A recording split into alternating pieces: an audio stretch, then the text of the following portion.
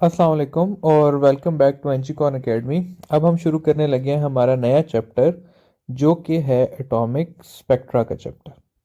ठीक है, ये चैप्टर जो है ये काफ़ी मज़े का चैप्टर है और ये बहुत टेक्निकल सा चैप्टर है। मतलब इसके बारे में ये कहा जा सकता है कि वैसे अगर आप इसको किताब से पढ़ें तो ये बहुत इजी सा चैप्टर है, इसमें ज़्यादातर प्रूफ्स हैं। ठीक है, लेकिन इसमें एंट्री टेस्ट की छोटी छोटी बातें हैं जो कि पता होना लाजमी है, जिनके फॉर्मूले किताब में नहीं लिखे हुए लेकिन आपको आने चाहिए। तो एटॉमिक स्पेक्ट्रा की अगर हम बात करें तो एटॉमिक स्पेक्ट्रा हमारे पास दो किस्म का होता है। सबसे पहले होता है हमारे पास एब्जॉर्प्शन स्पेक्ट्रा और दूसरा होता है एमिशन। ठीक है, तो एब्जॉर्प्शन एटॉमिक स्पेक्ट्रम और एमिशन एटॉमिक स्पेक्ट्रम।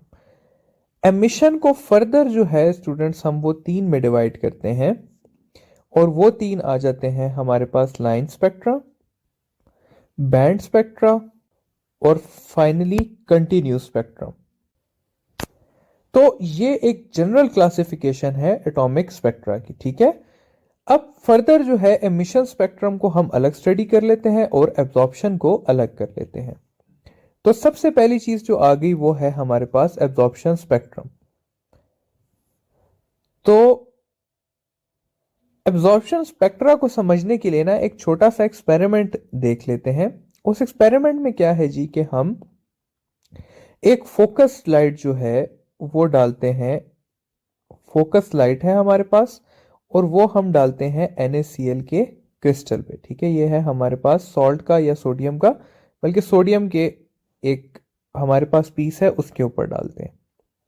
और उसके बाद क्या करते हैं हम कि उसे स्क्रीन पे देखते हैं और बीच में हम क्या करते हैं कि एक प्रिज्म रख देते हैं ताकि ये जो व्हाइट लाइट है ये हमारे पास सेपरेट हो जाए। तो हम ये देखते हैं कि यहां से लाइट सेपरेट हुई, यहां पर हमारे पास पर्पलिश शेड आया, उसके बाद फिर ब्लू कलर आया, ब्लू कलर के बाद फिर हमारे पास ऑरेंज भी कलर आया, ऑरेंज के बाद फिर हमारे पास रेड कलर आया। तो यहां पर क्या हुआ कि ये जो एरिया है ये वाला जिसको मैंने ब्लू से मार्क किया है, हमने देखा कि ये गायब हो गया है। ठीक है, तो ये जो येलो एरिया था ये हमारे पास आया ही नहीं।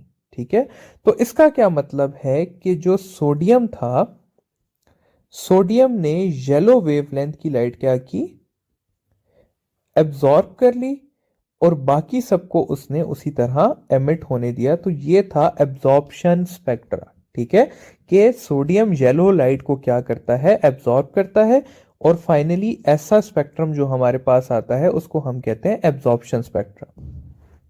अब यहां पर मैं आप लोगों को एक और कॉन्सेप्ट समझाता चलूं जो कि है कलर्स का कॉन्सेप्ट। कलर्स का कॉन्सेप्ट कैसे कि कोई चीज अगर ब्लू है तो वो हमें ब्लू क्यों नजर आती है, या अगर कोई चीज ब्राउन है तो वो हमें ब्राउन क्यों नजर आ रही है, ये चीज आप लोगों को समझानी है। बात कर लेते हैं कि फॉर एग्जाम्पल एक ब्लू कलर का पेज है हमारे पास। ठीक है, ये एक ब्लूइश ग्रीन सा पेज है, तो इसका कलर ऐसा क्यों है? इसका कलर स्टूडेंट इस वजह से ऐसा है कि जो हमारे पास व्हाइट लाइट है वो इसके ऊपर आके पड़ती है। ठीक है, ये क्या करता है कि ये बाकी सारे कलर्स को एब्जॉर्ब कर लेता है और ये जो ब्लू कलर है ये वाला इसको ये रिफ्लेक्ट कर देता है। ठीक है, तो हमें ये रिफ्लेक्टेड कलर नजर आने लगता है। तो अगर कोई चीज हमें ब्लू नजर आ रही है तो इसका मतलब है कि उसने ब्लू के अलावा बाकी सारे कलर्स को एब्जॉर्ब कर लिया है और उसने ब्लू को क्या कर दिया है, एमिट कर दिया है। ठीक है, तो बायो के जहां जो जो स्टूडेंट्स हैं उनके लिए भी एक चीज है कि आपने पढ़ा होगा फोटोसिंथेसिस का प्रोसेस। फोटोसिंथेसिस होता है रेड लाइट वाले एरिया में और ब्लू लाइट वाले एरिया में। ठीक है, तो लीफ को रेड और ब्लू लाइट चाहिए, उसने रेड और ब्लू लाइट अगर एब्जॉर्ब कर ली तो उसने फिर कौन सी लाइट एमिट की? अगर ये हमारे पास लीफ था तो इसको रेड लाइट भी चाहिए और इसको ब्लू लाइट भी चाहिए। तो जब इसने ये दोनों एब्जॉर्ब कर ली तो इसने क्या किया कि इसने ग्रीन लाइट को क्या किया, रिफ्लेक्ट कर दिया। और यही वजह है कि जो लीव्स हैं वो हमें ग्रीन कलर के नजर आते हैं। तो ये हो गई हमारी जनरल सी बात एब्जॉर्प्शन स्पेक्ट्रा की। ये जो सारा है एब्जॉर्प्शन स्पेक्ट्रा, ये हमारे एंट्री टेस्ट के लिहाज से इतनी कोई इंपॉर्टेंट चीज नहीं है। अगली चीज पे बात कर लेते हैं जो कि है एमिशन स्पेक्ट्रा से रिलेटेड। तो यहां पर अब आ गया हमारा emission spectra. Emission spectrum students तीन किस्म में हमारे पास क्लासिफाई होता है।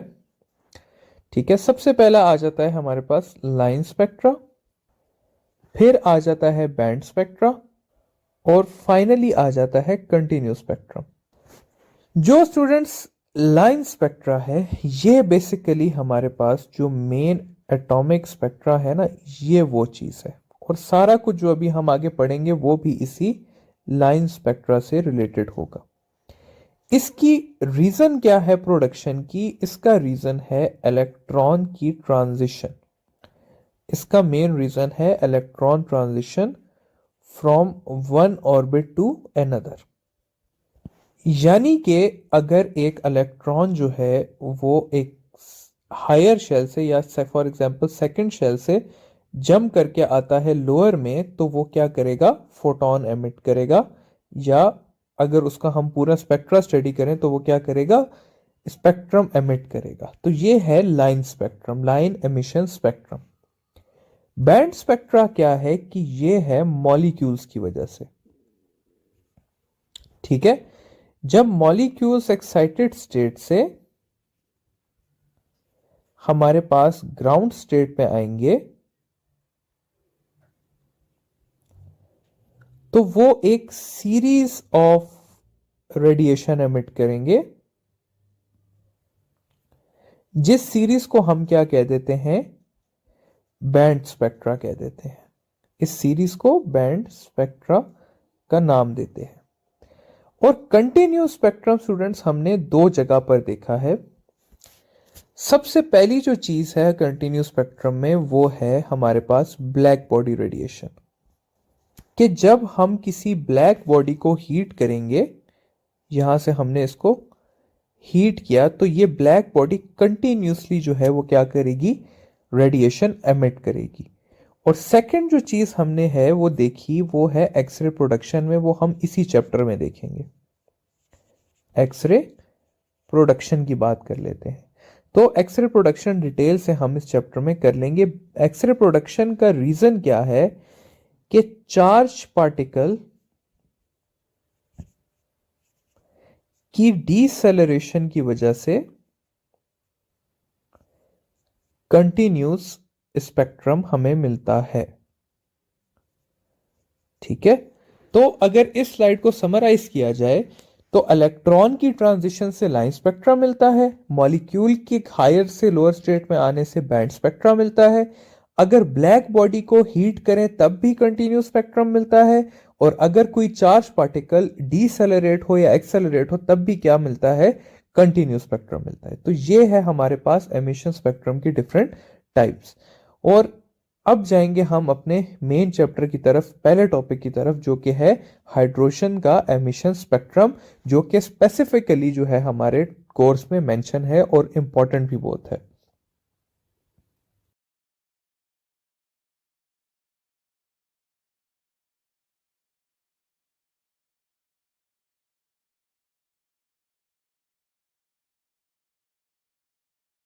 Welcome back students to NGCon academy. और जनरल इंट्रोडक्शन पढ़ने के बाद अब जो नेक्स्ट चीज है वो है हाइड्रोजन एमिशन स्पेक्ट्रम।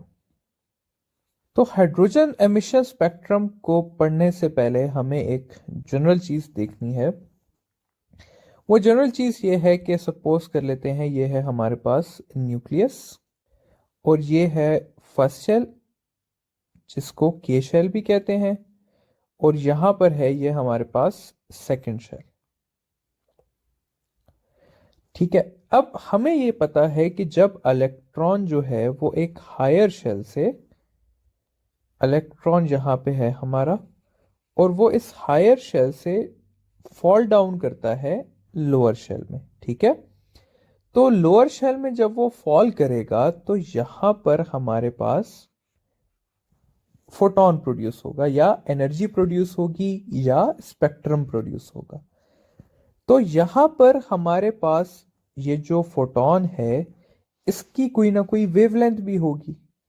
तो उस वेवलेंथ की इक्वेशन होती है कि 1 over emitted wavelength is equal to R H 1 over p² minus 1 over n²। ठीक है, इसमें जो ये हमारे पास लेमडा है ये है वेवलेंथ,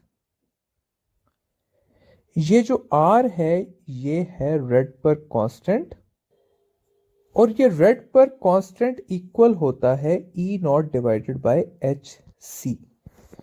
इसमें ये जो ई नॉट है, ये जो ई नॉट है ये है energy of electron in first orbit.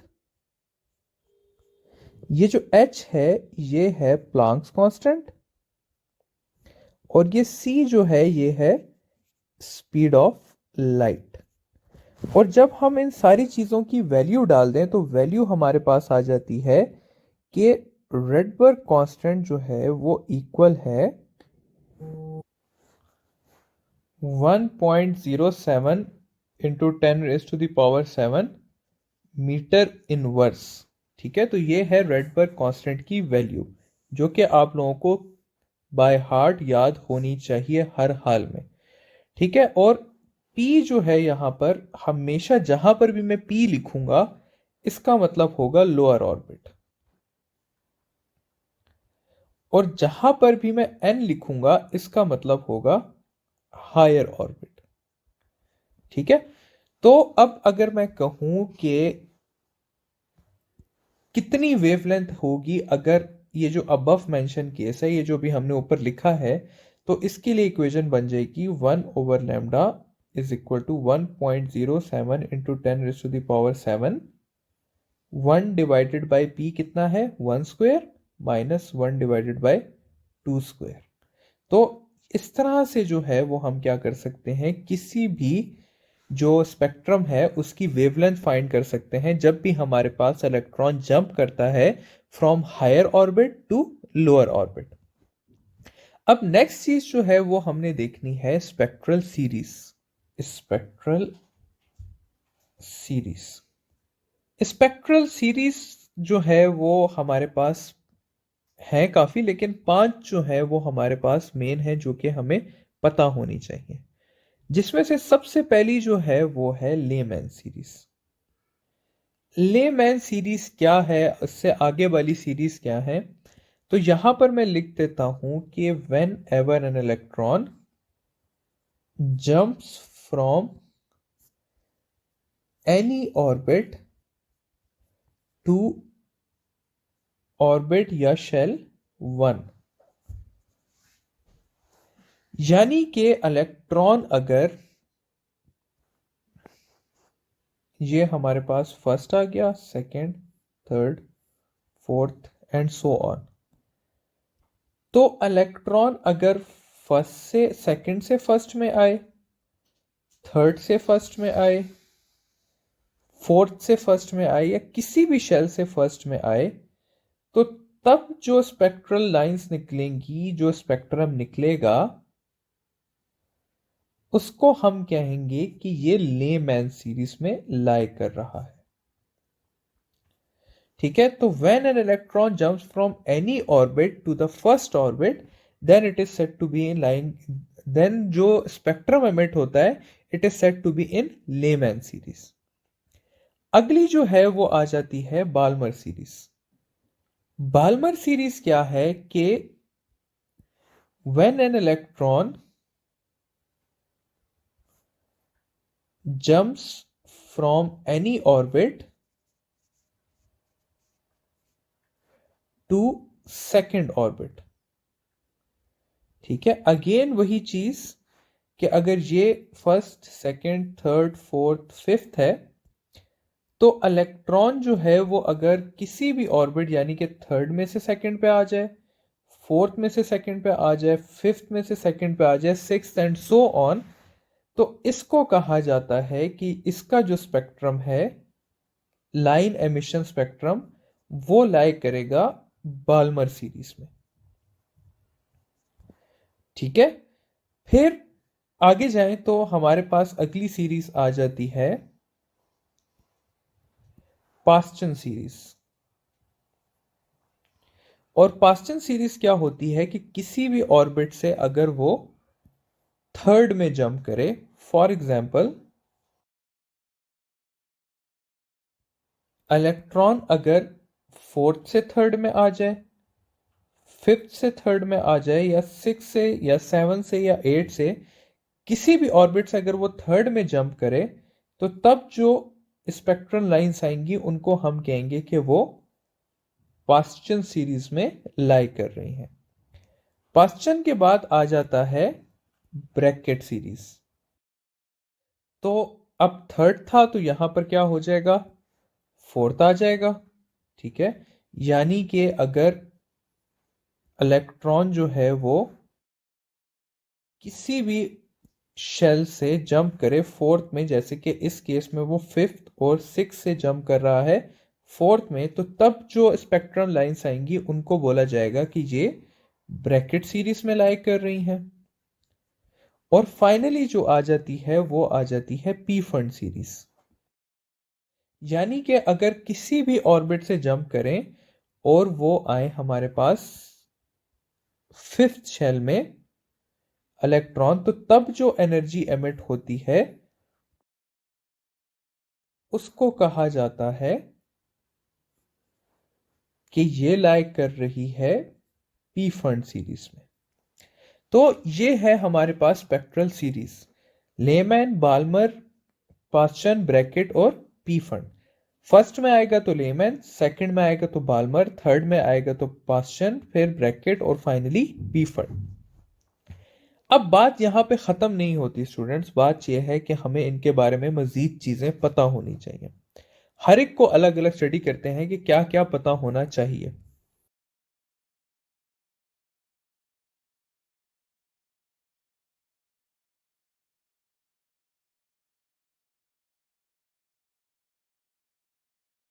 तो जो इसमें सबसे पहली चीज है वो ये है कि एनर्जी, वेवलेंथ और फ्रीक्वेंसी रेंजेस के बारे में पता होना चाहिए। देखिए स्टूडेंट, इसको ना याद करने का सबसे आसान तरीका क्या है, कंसिडर ऐसे करें कि एक बॉल है, उसको आप ड्रॉप करते हैं इतनी हाइट से। ठीक है, फिर एक और बॉल है, उसको आप ड्रॉप करें यहां से। ठीक है, फिर एक और बॉल है, उसको आप ड्रॉप करें यहां से। ठीक है, या इसको इस तरह भी अगर मैं लिख दूं इस सारे को कि एक बॉल को हम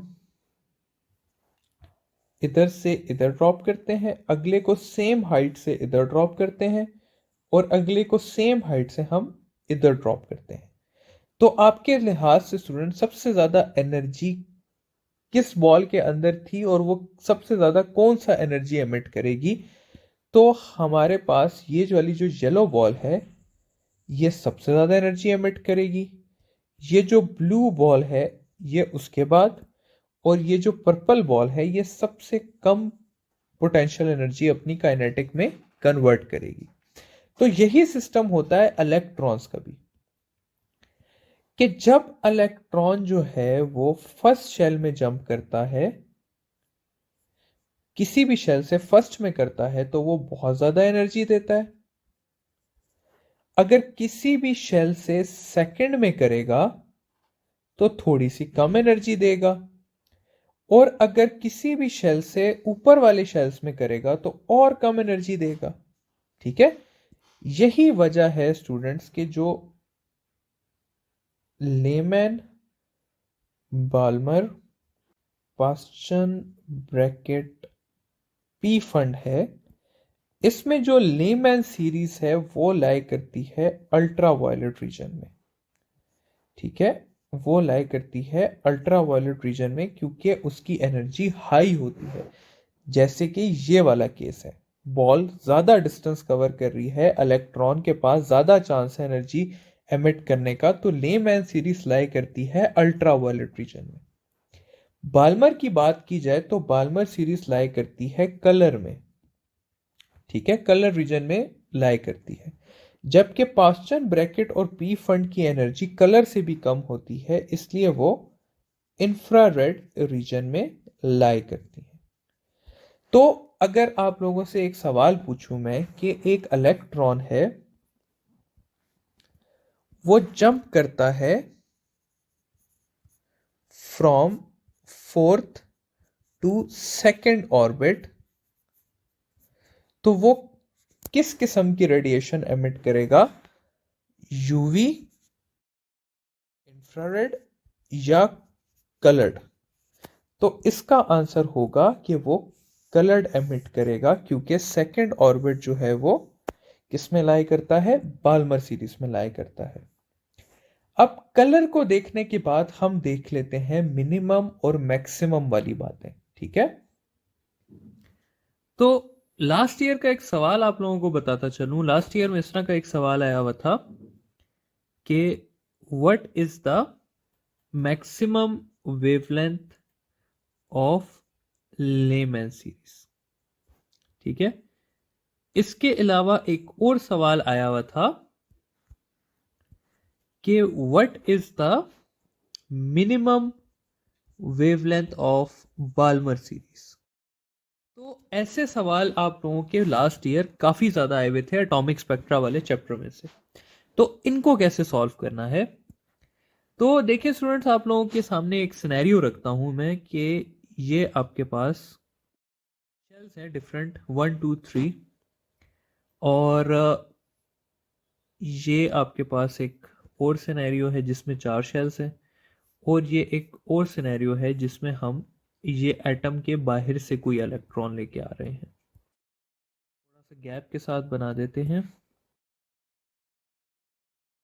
तो पहले केस में डिस्कस करते हैं कि एक इलेक्ट्रॉन जो है वो सेकंड शेल से जंप करता है, फर्स्ट में आता है, तो ये यहां पर एनर्जी एमिट करेगा। दूसरे केस में देख लेते हैं कि एक इलेक्ट्रॉन फिर से जो है वो जंप करता है, इस बार वो फोर्थ शेल से जंप करता है और फर्स्ट में आता है, तो वो भी क्या करेगा? एनर्जी एमिट करेगा। और फाइनली हम ये देख लेते हैं कि एक इलेक्ट्रॉन एटम के बाहर से यानी कि इनफिनिट से जंप करता है और फर्स्ट शेल में आता है, तो वो भी क्या करेगा? एनर्जी एमिट करेगा। अब अगर बात की जाए एनर्जीज की, तो आपके ख्याल से सबसे ज्यादा एनर्जी किस फोटोन की होगी? तो ऑब्वियस सी बात है कि सबसे ज्यादा एनर्जी इस पर्पल वाले फोटोन की होगी जब इलेक्ट्रॉन ने जंप किया था फ्रॉम इन्फिनिटी। सेकंड जो है वो इस वाइट वाले फोटोन की होगी जब इलेक्ट्रॉन ने जंप किया था फ्रॉम फोर्थ शेल। और सबसे कम एनर्जी जो होगी इस लाइट ब्लू फोटोन की होगी जब इलेक्ट्रॉन ने जंप किया था फ्रॉम सेकंड शेल, ठीक है। तो इस तरह से हमारे पास ये सीक्वेंस बनी थी कि एनर्जी जो थी वो जब इलेक्ट्रॉन ने इन्फिनिट से जंप किया तो ज्यादा थी, फिर जितना नीचे जाते रहे उतनी एनर्जी क्या होती गई? कम होती गई। तो बेसिकली सिंपल अल्फाज में ये कि जितने ऊपर से इलेक्ट्रॉन जो है वो फॉल करेगा, जितने हायर शेल से फॉल करेगा, उतनी ज्यादा एनर्जी का फोटोन जो है वो एमिट होगा। अब यहां पर एक और चीज नोट करने वाली है कि एनर्जी और फ्रीक्वेंसी जो है वो एक दूसरे के इनवर्सली प्रोपोर्शनल होते हैं, ठीक है। तो जितनी ज्यादा एनर्जी होगी उतनी कम जो है वो क्या होगी? वेवलेंथ होगी। तो अगर बात की जाए वेवलेंथ के हवाले से, तो वेवलेंथ इनफिनिट का, फोर्थ शेल का और सेकंड शेल के कुछ इस तरह से बनेंगे कि सेकंड वाले का वेवलेंथ सबसे ज्यादा होगा, फिर फोर्थ का होगा और फिर किसका होगा, इन्फिनिट वाले का होगा। तो इस कॉन्सेप्ट को लेके अब हम जाते हैं अपनी सीरीज पे।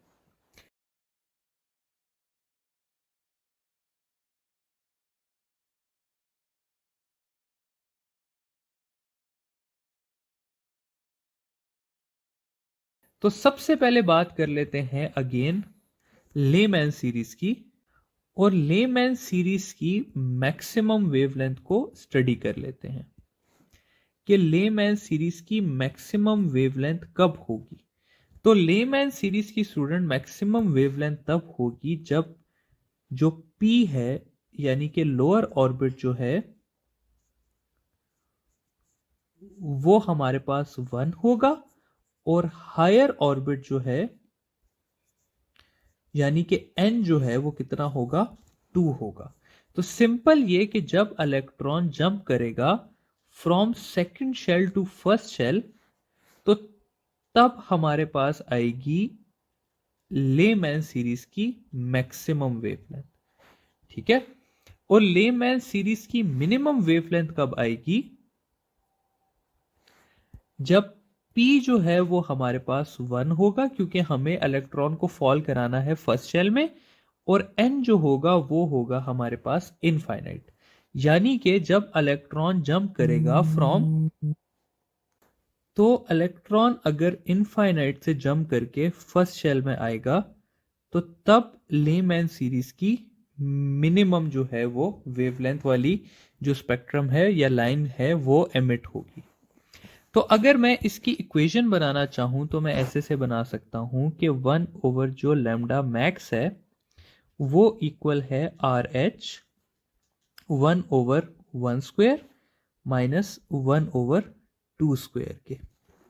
और जो यहां पर मैक्सिमम मिनिमम वेवलेंथ की लाइन है वो ये है कि R H is equal to 1 over 1 square minus 1 over infinite square. तो इसका जो आंसर आएगा, ये जो लेमैन सीरीज की मैक्सिमम वेवलेंथ है, इसका आंसर हमारे पास आएगा 121 नैनोमीटर। और जो मिनिमम वेवलेंथ है उसका आंसर आएगा 91 नैनोमीटर। ठीक है, अब अगर बात की जाए लेमैन के बाद बाल्मर सीरीज की, बाल्मर सीरीज की जो मैक्सिमम वेवलेंथ जो होगी वो कब होगी कि जब इलेक्ट्रॉन आपका फॉल करेगा into second shell from third shell.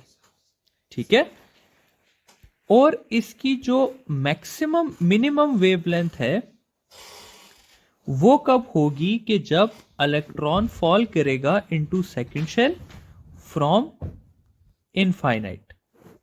तो इसके लिए अगेन वही इक्वेशन हमारे पास हो जाएगी कि 1 over lambda max is equal to R H 1 divided by 2 square minus 1 divided by 3 square. और नीचे वाले के लिए इक्वेशन हो जाएगी कि लैम्डा मिनिमम जो है वो हो जाएगा Rydberg constant 1 over 2 square minus 1 over infinite square. इसके आंसर्स जो आएंगे वो हमारे पास आएंगे कि मैक्सिमम वेवलेंथ की वैल्यू है बाल्मर सीरीज की 656 नैनोमीटर, और जो मिनिमम की है वो है 364 नैनोमीटर। इसके बाद थोड़ी सी बात कर लेते हैं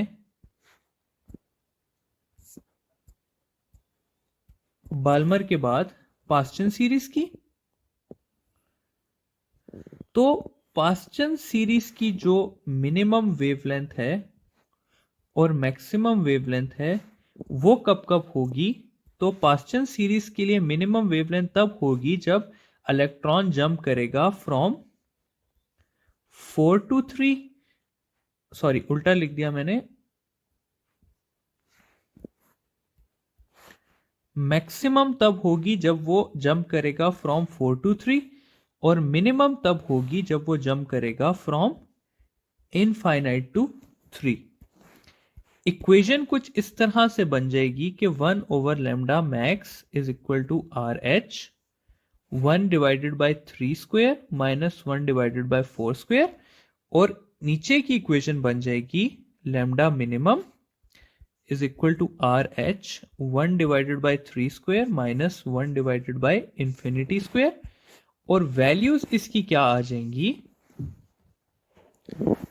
1875 नैनोमीटर, और नीचे इसकी जो मैक्सिमम आएगी मिनिमम आएगी वो आएगी 820 नैनोमीटर।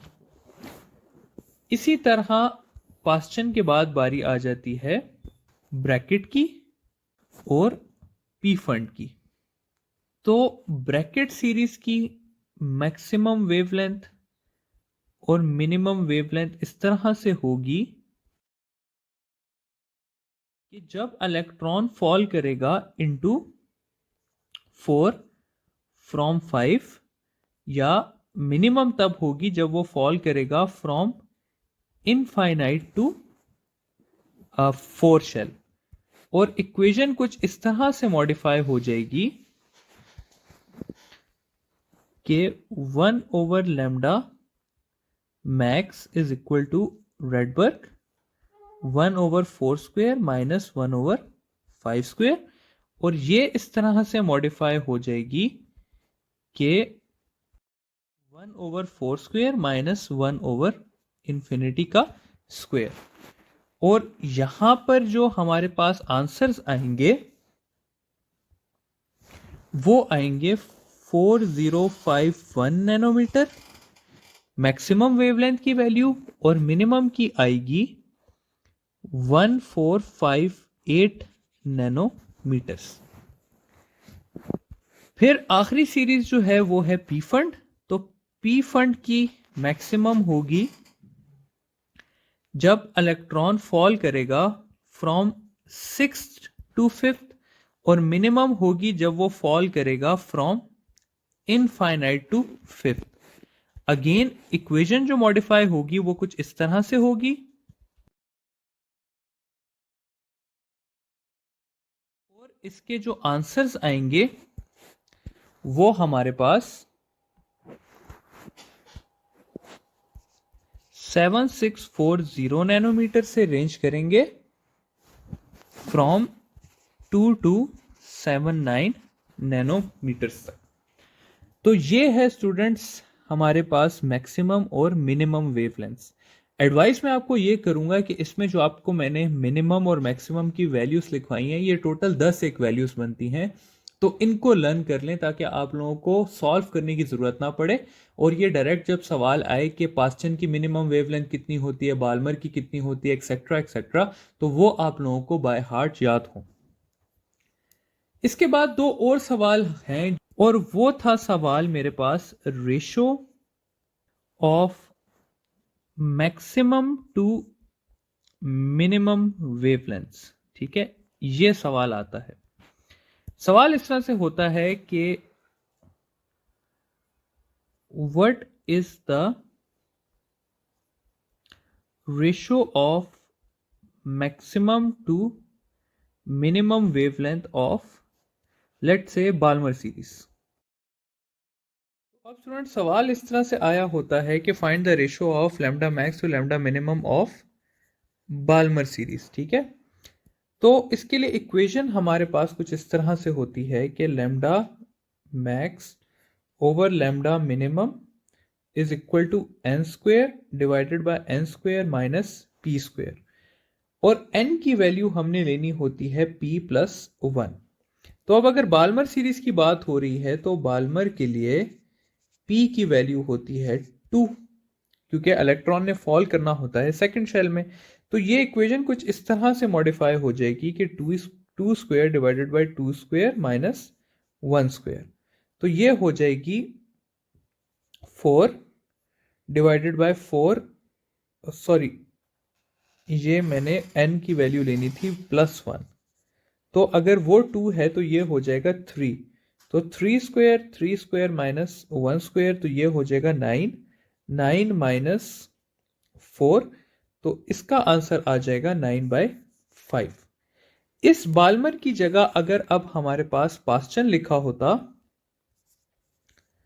तो तब इसके लिए हम क्या कर लेते कि पास्चन के लिए p की वैल्यू होती है 3, तो n की वैल्यू हो जाएगी 4, और तब ये इक्वेशन कुछ इस तरह से चेंज हो जाएगी कि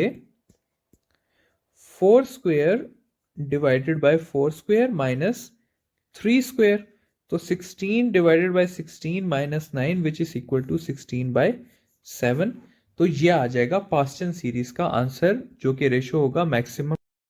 बात कर लेते हैं हम नंबर ऑफ स्पेक्ट्रल लाइंस की। अब देखें स्टूडेंट्स, अगर इस तरह से आपको कहा हो कि एक इलेक्ट्रॉन है वो जंप करता है फ्रॉम 4th ऑर्बिट, ये 4th ऑर्बिट है टू 1st ऑर्बिट, तो वो कितनी लाइंस एमिट करेगा। देखिए क्या क्या पॉसिबिलिटीज हैं। ये 1, ये 2, ये 3, ये 4, ये 5 और ये 6, तो ये 6 लाइंस जो है वो एमिट करेगा। अगर 5 की बात की हो तो वो 10 करेगा, 6 की बात की हो तो वो एक्स, सो ऑन। लेकिन अगर सवाल इस तरह से दिया हो कि एक इलेक्ट्रॉन है वो 50th ऑर्बिट से जंप करता है इनटू 3rd ऑर्बिट, और आपने नंबर ऑफ लाइंस फाइंड करनी है, तब आप क्या करेंगे। तो उसके लिए भी स्टूडेंट्स एक फॉर्मूला है, और वो फॉर्मूला कुछ इस तरह से है कि n माइनस p,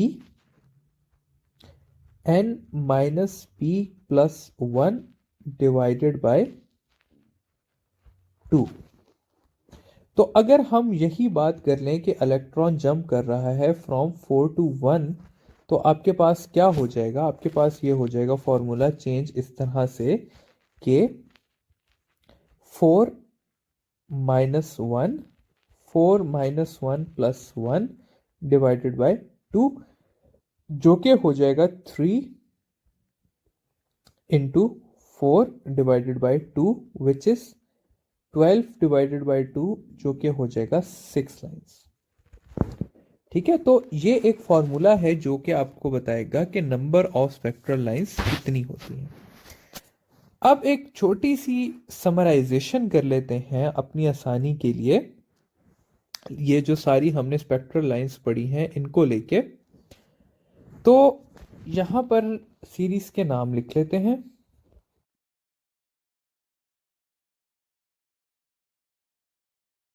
ठीक है, यहां पर अब ऊपर अपने लिए थोड़ी सी चीजें लिख लेते हैं कि लेमैन जो है वो कब होता है, किस शेल में होता है, जब इलेक्ट्रॉन किस शेल में जंप करे, तो वो आ गई हमारे पास p की वैल्यू।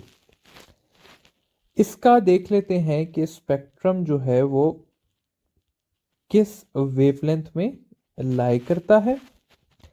फिर देख लेते हैं कि मिनिमम और मैक्सिमम के लिए n की वैल्यू क्या होती है।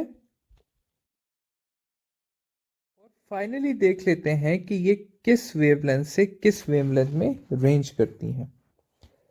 तो अगर लेमैन सीरीज की बात की जाए तो इसके लिए p की वैल्यू होती है 1, यानी कि जब इलेक्ट्रॉन फॉल करेगा फर्स्ट ऑर्बिट में तो लेमैन सीरीज आएगी। इसी तरह सेकंड, थर्ड, फोर्थ और फिफ्थ जो है हमारे पास लेमैन से बाल्मर तक p की वैल्यू आ जाती है। अगर स्पेक्ट्रम देखा जाए तो लेमैन सीरीज का स्पेक्ट्रम लाई करता है अल्ट्रा वायलेट रीजन में, जो बाल्मर का है वो लाई करता है कलर में, और जो बाकी तीनों के हैं वो लाई करते हैं इंफ्रारेड में। जो मिनिमम है वो सबके लिए है इनफाइनाइट, यानी कि जब इलेक्ट्रॉन जंप करेगा फ्रॉम इनफाइनाइट टू शेल 1 तो हमारे पास लेमैन सीरीज की मिनिमम वेवलेंथ आ जाएगी। जब वो इनफाइनाइट से जंप करेगा फ्रॉम टू फोर्थ तो हमारे पास ब्रैकेट सीरीज की मिनिमम वेवलेंथ आ जाएगी। लेमैन के लिए मिनिमम वेवलेंथ की मैक्सिमम वेवलेंथ के लिए n की वैल्यू होती है 2। और इसी तरह अगर हम पी फंड तक जाएं तो हमारे पास 6 आ जाती है पी फंड के लिए। फिर अगर वेवलेंथ की बात की जाए तो लेमैन सीरीज की जो वेवलेंथ है वो रेंज करती है from 91 nanometre maximum to 121 minimum, no sorry 91 minimum to 121 maximum. फिर बाल्मर की बात की जाए, ये सारी रीडिंग्स जो हैं वो नैनोमीटर में। अच्छा, तो बाल्मर की बात की जाए तो वो रेंज करती है फ्रॉम 364 टू 656 नैनोमीटर्स। पास्टन को देखें तो वो रेंज करती है फ्रॉम 820 टू 1875। फिर ब्रैकेट इसी तरह 1458 से लेकर 4051 तक। और पी फंड सीरीज जो है वो 2279 से लेकर 7460 नैनोमीटर तक रेंज करती है। तो ये है एक समराइजेशन स्पेक्ट्रल सीरीज की।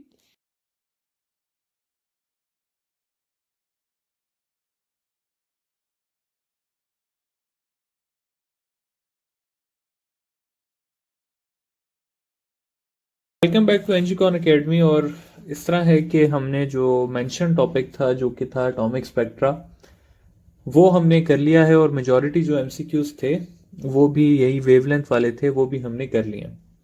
लेकिन हमने कोई चीज़ जैसे कि पहले भी ना हमने चॉइस पे छोड़ी है और ना हम आगे छोड़ेंगे, तो उस वजह से हम आगे की भी चैप्टर का करेंगे, क्योंकि उसमें से भी एक आध एमसीक्यू आया है जो कि एनर्जी से रिलेटेड था।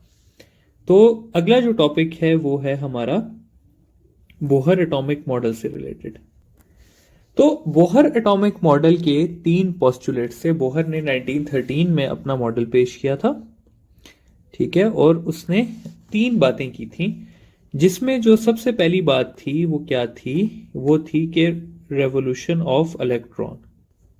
और वो ये बात थी कि इलेक्ट्रॉन्स जो हैं वो रिवॉल्व करते हैं around the nucleus in fixed orbits, ठीक है। तो ये उसने पहली बात की थी। दूसरी बात उसने की थी कि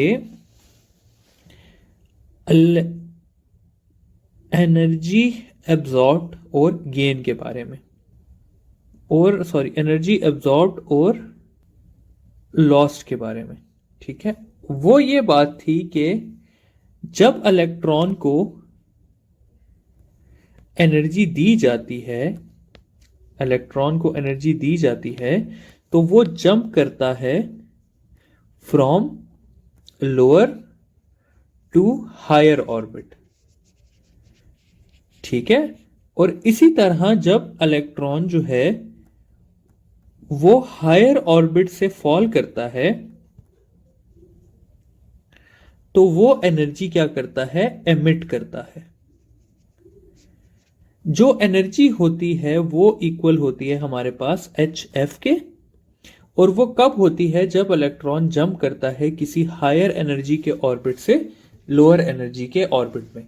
यानी कि अगर मैं कहूं कि ये मेरे पास एक लोअर ऑर्बिट है फर्स्ट, और ये मेरे पास एक सेकंड ऑर्बिट है, तो जब इलेक्ट्रॉन यहां से यहां जंप करेगा तो वो एनर्जी रिलीज करेगा जो कि इक्वल होगी HF। और ये डिफरेंस होगा E2 माइनस E1 का। यानी कि जितनी एनर्जी उसकी 2 में है, अगर हम उसको 1 से माइनस कर दे तो हमारे पास एनर्जी आ जाएगी। और थर्ड पोस्टुलेट जो था वो उसका था एंगुलर मोमेंटम से रिलेटेड। और वो ये था कि एंगुलर मोमेंटम L जो है of electron in orbit is multiple of h by 2 pi।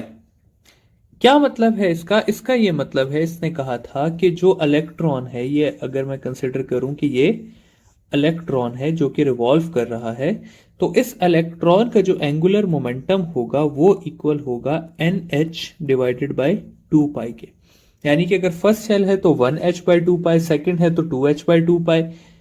इसको इस तरह भी लिख सकते हैं हम कि MVR is equal to NH divided by 2 पाई।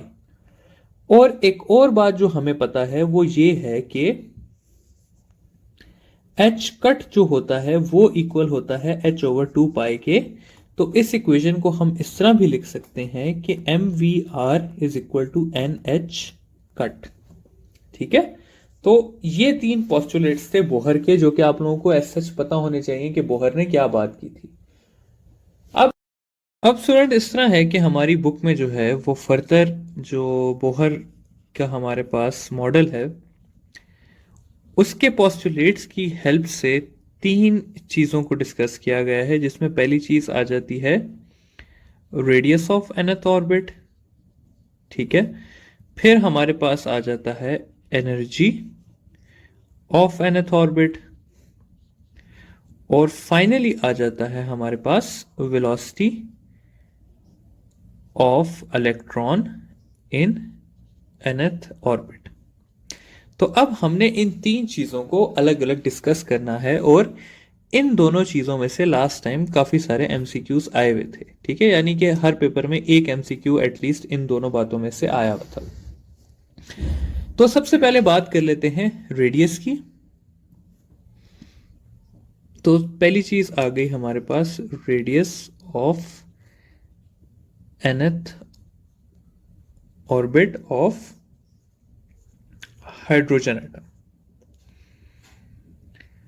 अब देखिए स्टूडेंट्स, यहां पर पहली चीज जो समझने की जरूरत है वो ये हाइड्रोजन एटम है। बोहर ने हाइड्रोजन एटम का मॉडल इसलिए कहा था क्योंकि हाइड्रोजन एटम में सिर्फ एक इलेक्ट्रॉन और एक प्रोटॉन होता है। ठीक है, उसका ये फायदा था कि उसमें सिर्फ एक इलेक्ट्रॉन को स्टडी करना पड़ता है, और जो अट्रैक्शन होती है वो एक इलेक्ट्रॉन और एक प्रोटॉन के बीच होती है, इसलिए मुश्किल नहीं होती। तो हम भी यही लिखेंगे कि radius of nth orbit of hydrogen atom. अब है क्या चीज है इस तरह से स्टूडेंट्स कि ये अगर न्यूक्लियस है, मैं कहता हूं कि इसके इर्द गिर्द जो है वो ऑर्बिट्स हैं, और मैं फाइंड करना चाहता हूं कि फोर्थ ऑर्बिट यानी कि ये जो ऑर्बिट है इसका रेडियस कितना है, यानी कि इसका न्यूक्लियस से डिस्टेंस कितना है, रेडियस कितना है। तो ये जो अभी हम पढ़ने लगे हैं बेसिकली ये हमें ये चीज बताती है। तो इक्वेशन जो डिराइव की गई थी वो ये थी कि रेडियस ऑफ एनी ऑर्बिट यानी कि Rn जो है वो इक्वल है n square h square divided by 2 pi square e square के m। तो ये थी हमारे पास nth ऑर्बिट की इक्वेशन। अब अगर आप स्टूडेंट्स इसमें देखें तो ये h स्क्वेयर प्लैंक्स कांस्टेंट है, ये 2 ऑलरेडी कांस्टेंट है, पाई की अपनी वैल्यू है, ये चार्ज ऑन इलेक्ट्रॉन है E, K जो है वो कूलम्स कांस्टेंट है, और M जो है वो मास ऑफ इलेक्ट्रॉन है। यानी कि ये जितनी भी चीजें हैं ये सब की सब जो हैं उनकी वैल्यूज हमें पता है। तो जब मैं इन सब की वैल्यूज डालूं तो वो आ जाता है मेरे पास कि Rn is equal to n square R naught, और ये आर नॉट जो है ये इन सब के इक्वल है।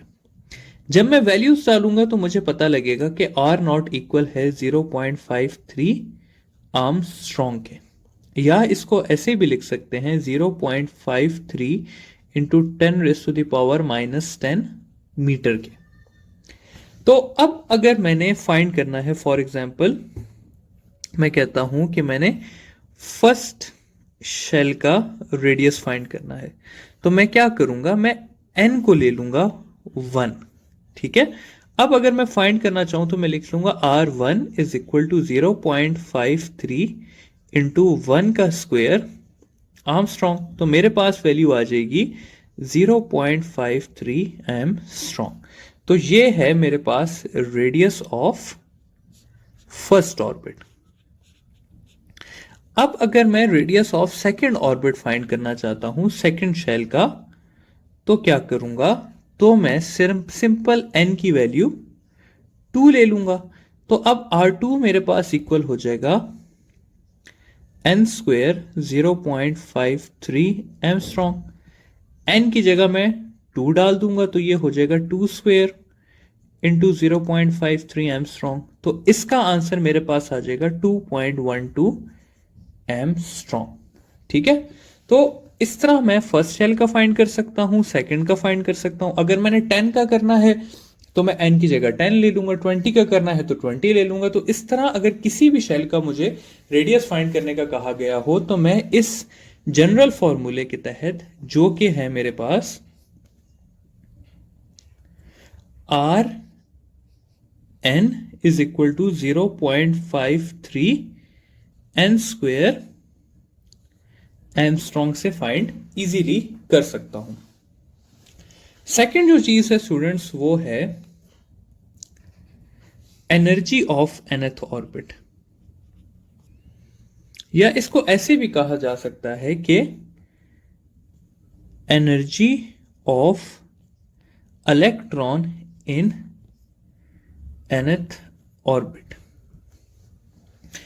अब ना स्टूडेंट्स, किताब में जो इसकी इक्वेशन लिखी हुई है वो इस तरह से लिखी हुई है, बल्कि पहले आप लोगों को वही चीज समझा देता हूं कि अब अगेन उसी तरह का सिस्टम है कि आपके पास शेल्स हैं और उन शेल्स में आप कंसिडर ये करते हैं कि कोई इलेक्ट्रॉन है।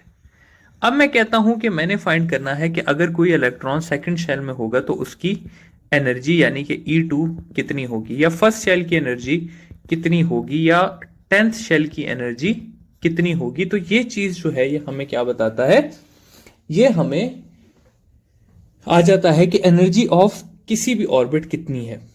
तो एनर्जी की जो इक्वेशन किताब में है वो इस तरह से है कि energy of any nth orbit is equal to 4 pi square E4, sorry it's 2 pi square E4m divided by n square h into k square. तो ये है हमारे पास एनर्जी ऑफ nth ऑर्बिट की इक्वेशन फॉर हाइड्रोजन एटम। लेकिन मैंने ये चीज देखी है स्टूडेंट्स के आप लोगों को कभी कभी हाइड्रोजन के अलावा भी किसी एटम की एनर्जी फाइंड करने का कहा गया होता है।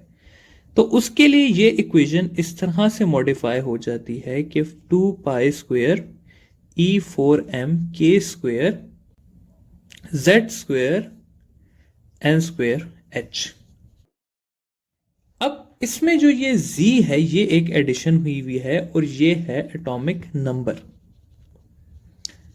ठीक है, अब अगर अगेन इस इक्वेशन को आप लोग देखें स्टूडेंट्स तो आप लोगों को ये पता चलेगा कि यहां पर जो पाई है, जो E है, जो m है, जो k है, जो h है, ये सारे के सारे क्या हैं, कॉन्स्टेंट्स हैं। ठीक है, और जब आप इन कॉन्स्टेंट्स की वैल्यू डालेंगे तो आपके पास ये आ जाएगा कि En जो है वो इक्वल है minus E0 z square divided by n square into electron volt के। अब ये जो E0 है ये इक्वल है 13.6 के। तो एट द एंड जो आपके पास इक्वेशन बनेगी वो ये बनेगी कि -13.6 z square over n square electron volt. ठीक है, अब हम आते हैं सवालों पे कि इसको यूज किस तरह से करना है। तो यूज इसे कुछ इस तरह से करना है कि हम कह देते हैं हमने फर्स्ट ऑर्बिट की एनर्जी फाइंड करनी है इन हाइड्रोजन एटम। ठीक है, तो हम इस इक्वेशन को इस तरह से लिख लेंगे कि E1 इज इक्वल टू -13.6। अब हाइड्रोजन के लिए जो Z होता है वो 1 होता है और N भी हमने 1 लिया हुआ है, तो ये हो जाएगा 1 स्क्वेयर ओवर 1 स्क्वेयर। तो इसका आंसर आ जाएगा -13.6 इलेक्ट्रॉन वोल्ट। तो ये हो जाएगा first orbit of hydrogen atom. अब अगर स्टूडेंट्स इसी की जगह लिखा होता हीलियम एटम, फिर आप लोग क्या करते, फिर ये हो जाता इसमें चेंज के हीलियम एटम के लिए जो Z की वैल्यू है वो है 2, क्योंकि हीलियम एटम का एटॉमिक नंबर है 2। तो अब क्या हो जाता कि E1 हमारे पास आ जाता 13.6 इंटू 2² डिवाइडेड बाय 1। तो ये हो जाता 4 इंटू 13.6 जो कि हो जाता 54.4 इलेक्ट्रॉन वोल्ट। ठीक है, तो इस तरह से स्टूडेंट हम सवाल को सॉल्व कर सकते हैं। अब अगर फर्स्ट ऑर्बिट की जगह आप लोगों को दिया होता let's say fifth orbit of hydrogen atom, तो आप लोग क्या करते कि z की जगह आप लोग 1 डाल देते क्योंकि हाइड्रोजन की बात हुई है, और फिफ्थ ऑर्बिट है तो n की जगह 5 आ जाता। अब हमारी इक्वेशन किस तरह से मॉडिफाई हो जाती है, अब इस तरह से हो जाती कि E of fifth orbit is equal to 13.6 1² divided by 5²। तो ये हो जाती 13.6 divided by 25 which is equal to 0.54 electron volts. ठीक है, तो इस तरह से हम एनर्जी की कोई भी इक्वेशन फाइंड कर सकते हैं। अब एक और एनर्जी से रिलेटेड सवाल है जो कि आप लोगों के पास आता है, वो सवाल है एनर्जी डिफरेंस से रिलेटेड। देखें, अगर हम बोहर के सेकंड पोस्टुलेट को डिस्कस करें तो वो ये था कि जब भी एक इलेक्ट्रॉन जो है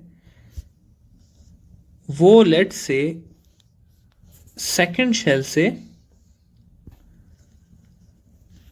ये आपके पास सेकंड शेल की एनर्जी है, ये आपके पास फर्स्ट शेल की एनर्जी है, वो जंप करके आता है from second shell to first shell, तो वो एमिट करता है एनर्जी, और वो एनर्जी इक्वल होती है एच एफ के, और एच एफ इक्वल होता है difference between higher minus lower energy shell, यानी कि E1 माइनस E2।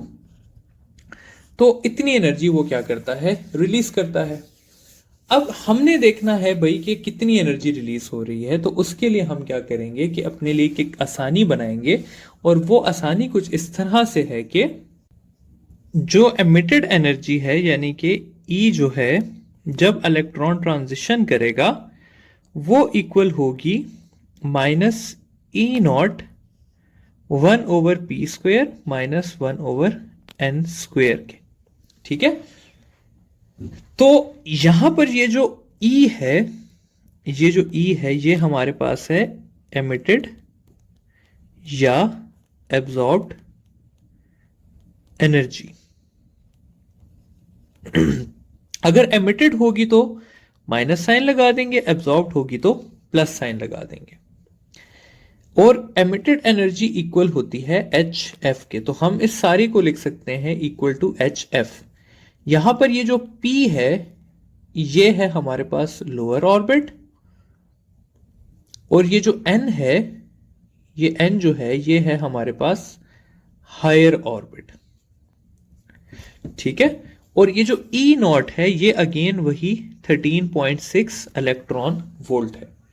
तो अब जो हमारे पास ओरिजिनल सवाल था वो क्या था, लेट्स से हम कहते हैं कि इलेक्ट्रॉन जो है वो जंप करता है from fifth to third orbit.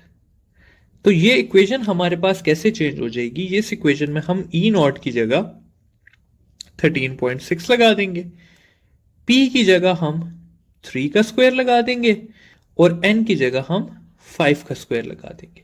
तो इसका जो भी आंसर होगा वो हमारे पास एमिटेड एनर्जी आ जाएगी, और ये इस तरह से हमने सिंप्लीफाई कर ली अपनी इक्वेशन को। तो एनर्जी डिफरेंस स्टूडेंट्स इस तरह से फाइंड करते हैं। अब इसकी जो आखिरी चीज है वो है velocity of electron in nth orbit. तो वेलोसिटी ऑफ इलेक्ट्रॉन को भी देख लेते हैं। वेलोसिटी की जो हमारे पास इक्वेशन है वो ये है कि velocity equal to 2πke² divided by NH, और इसमें अगर हम लोग देखें तो ये जो 2πke² बाय H है ये अगेन क्या है, कांस्टेंट है। तो हम उसी तरह लिख लेंगे कि V is equal to V0 divided by N, और V0 की यहां पे वैल्यू है 2.2 × 10⁻⁶ divided by N metre per second. तो अगर इलेक्ट्रॉन की लेट से थर्ड ऑर्बिट में फाइंड करनी है तो हम क्या कर लेंगे, हम इस इक्वेशन को यूं चेंज कर लेंगे कि V3 is equal to 2.2 into 10⁻⁶ divided by 3, जिसका आंसर आ जाएगा 0.73 इंटू 10⁻⁶ मीटर पर सेकेंड। तो इस तरह से स्टूडेंट हम एनर्जी के बारे में बात कर सकते हैं किसी भी ऑर्बिट की, हम जो है वो रेडियस के बारे में पता लगा सकते हैं और वेलोसिटी भी किसी भी शेल की निकाल सकते हैं। तो आप लोगों को जस्ट क्या चीज याद होनी चाहिए, आप लोगों को ये चीज याद होनी चाहिए कि फॉर रेडियस जो है of any orbit R N is equal to 0.53 into N square angstrom होता है। एनर्जी की बात की जाए तो एनर्जी की इक्वेशन इस तरह से है कि energy is equal to -13.6 Z square divided by N square electron volt होता है। और वेलोसिटी की बात की जाए तो वेलोसिटी जो है वो होती है v of any electron is equal to 2.2 into 10⁻⁶ divided by n metre per second होती है। तो ये जो तीन इक्वेशंस हैं यहां पर, ये आज के सारे टॉपिक की समरी है। ठीक है, तो किसी को अगर कुछ भी नहीं समझ आया तो काइंडली वो बस ये इक्वेशंस याद रख ले, n की वैल्यू डाल ले और इक्वेशन से अपना आंसर निकाल ले। तो यहां पर हमारा जो जितना मेजर पोर्शन था ये खत्म हुआ। अब हम थोड़ी सी डिस्कशन जनरली जो ओवरऑल एमसीक्यूज आते हैं उनके लिए हम जस्ट लेजर और एक्सरे का ओवरव्यू देख लेंगे, क्योंकि ना उनसे 2 साल से कोई सवाल आया है और ना ही हम एक्सपेक्ट कर रहे हैं कि इस साल आएगा। लेकिन स्टिल क्योंकि चैप्टर हमने स्टार्ट किया है, सब कुछ है, तो पता नहीं चलता पीएमसी वालों का, इसलिए हम उसकी भी एक समरी देख लेंगे।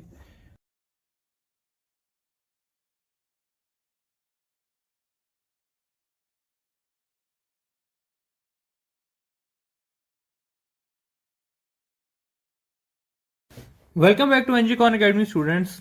और जो हमारा नेक्स्ट टॉपिक है बोहर की थ्योरी से रिलेटेड, वो आ जाता है हमारे पास लिमिटेशंस ऑफ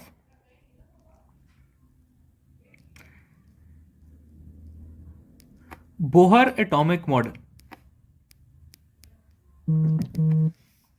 कि बोहर ने जो प्रेजेंट किया था मॉडल, उसमें लिमिटेशंस क्या थी। सबसे पहली लिमिटेशन जो उसकी थी वो ये थी कि ये सिर्फ एक इलेक्ट्रॉन वाले एटम्स के लिए वैलिड था। एक इलेक्ट्रॉन वाले एटम्स का क्या मतलब है? एक इलेक्ट्रॉन वाले एटम्स का मतलब है कि सिंपल हाइड्रोजन या हीलियम +1 या लिथियम +2 या इसी तरह जाके +3 तक पॉसिबल था। लेकिन बोहर को आप सिंपल हीलियम के लिए अप्लाई नहीं कर सकते, इसी तरह आप उसे सिंपल लिथियम के लिए भी अप्लाई नहीं कर सकते, क्योंकि हीलियम के पास जो है वो 2 इलेक्ट्रॉन है और लिथियम के पास जो है वो 3 इलेक्ट्रॉन है। इधर से आगे चलें तो दूसरे पॉइंट पे आते हैं। दूसरी जो बोहर की लिमिटेशंस थी, बोहर ने कॉन्सेप्ट दिया था लाइन स्पेक्ट्रम का, और उसने कहा था कि इलेक्ट्रॉन जो है वो जब भी जंप करेगा either into a lower orbit और अ हायर ऑर्बिट, तो उसकी वजह से जो है वो स्पेक्ट्रल लाइन एमिट होगी। उसने लाइन कहा था, लाइंस नहीं कहा था।